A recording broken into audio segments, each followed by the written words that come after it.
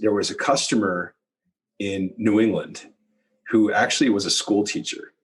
And he would buy himself every other year, he would buy himself a Ferrari 360 or 430 or 458 or 488, whatever was current at the time.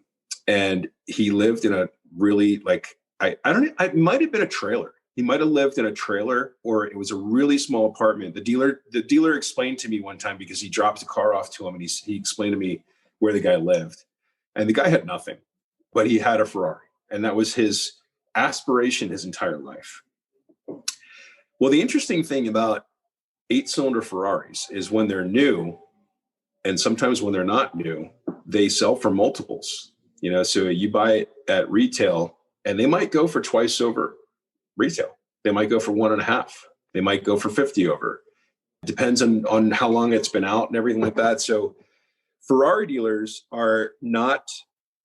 they don't cotton well to people who come in and say, I want to buy an 8-cylinder Ferrari. If they've never seen the person before, they are circumspect. And so they'll say, yeah, sure, I can sell you an 8-cylinder Ferrari. That's now 2021, probably 2024.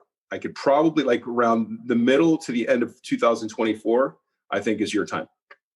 And right. So you could play games in order to shorten that time. And one of the games was buying, when we reintroduced Maserati to the US market, one of the games was buy a Maserati, and that'll kick you down the list. Like if there's 40 people in front of you, now there's 30 people in front of you, right? And then the other thing was you buy a 12-cylinder 4-seat Ferrari from me, which at the time was the 456, which nobody wanted. You buy one of those, and then that'll get you even closer to the front of the line. And then once you worked your way into that rotation where you were getting a car and immediately putting your name on the list for the following car, you were almost in a kind of Ferrari trust fund.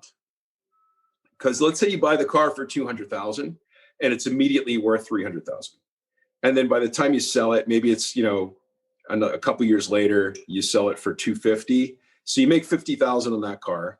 And then you immediately have this other car, which is in the same, you're in the same deep equity situation that you were on the first. And so that's why we called it kind of the Ferrari trust fund, because you could always you were always making money from these cars. And so that was what this teacher got into. He got favored by the Ferrari dealer, and he had been buying them for a while, and he was just in this normal rotation, which is very interesting.